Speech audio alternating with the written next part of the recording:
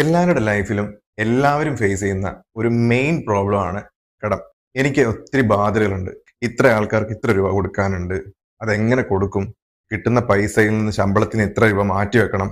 അടുത്ത മാസം പ്ലാൻ ചെയ്തിരുന്ന ട്രിപ്പ് ക്യാൻസൽ ചെയ്യാം. കാരണം പൈസ ഇല്ല, കടം കൊടുക്കണം. ഇങ്ങനെയൊക്കെയാണോ നിങ്ങൾ ചിന്തിക്കുന്നത്? നമ്മൾ എല്ലാവരും ചിന്തിക്കുന്ന ഒരു രീതിയാണ് ഞാനിപ്പോൾ ജസ്റ്റ് പറഞ്ഞത്. മുണ്ട് മുറുക്കി, ഉള്ള കടങ്ങൾ വീട്ടി, മറ്റുള്ളവരുടെ ബാധ്യതകൾ വീട്ടി, ഇങ്ങനെയൊക്കെയുള്ള വേ ഓഫ് തിങ്കിങ്ങിന് പകരം നമ്മുടെ ലൈഫ് ഒന്ന് കുറച്ച് ചേഞ്ച് ചെയ്ത് ചിന്തിച്ചുകൂടെ? നമ്മൾ ലോ ഓഫ് അട്രാക്ഷൻ പ്രാക്ടീസ് ചെയ്തുകൊണ്ടിരിക്കുകയാണ്.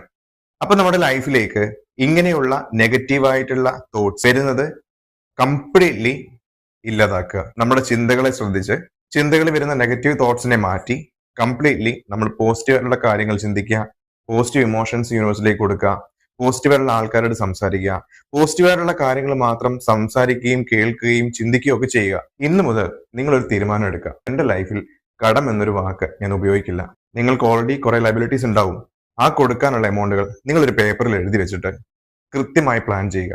പുതിയ ഓപ്പർച്യൂണിറ്റീസുകൾ ഉപയോഗിച്ചുകൊണ്ട് നമ്മുടെ ലൈഫിലേക്ക് കൂടുതൽ ഇൻകം ജനറേറ്റ് ചെയ്യാനുള്ള വഴികൾ ഉപയോഗിച്ചുകൊണ്ട് സാമ്പത്തിക സ്ഥിതി മെച്ചപ്പെടുത്തി നല്ലൊരു ലൈഫ് കെട്ടിപ്പടുക്കാൻ നിങ്ങൾക്ക് എല്ലാവർക്കും സാധിക്കട്ടെ. നമ്മളുടെ വേ ഓഫ് തിങ്കിങ് ചേഞ്ച് ചെയ്തുകൊണ്ട് ലോ ഓഫ് അട്രാക്ഷന്റെ പുതിയ ടെക്നിക്കുകൾ യൂസ് ചെയ്തുകൊണ്ട് പീസ്ഫുൾ ആയിട്ടുള്ള ഹാപ്പി ആയിട്ടുള്ള ഒരു ലൈഫ് മുന്നോട്ട് നയിക്കാം എന്നതിനെക്കുറിച്ചുള്ള ഒരു വീഡിയോ ഉടൻ തന്നെ ചെയ്യുന്നതാണ്.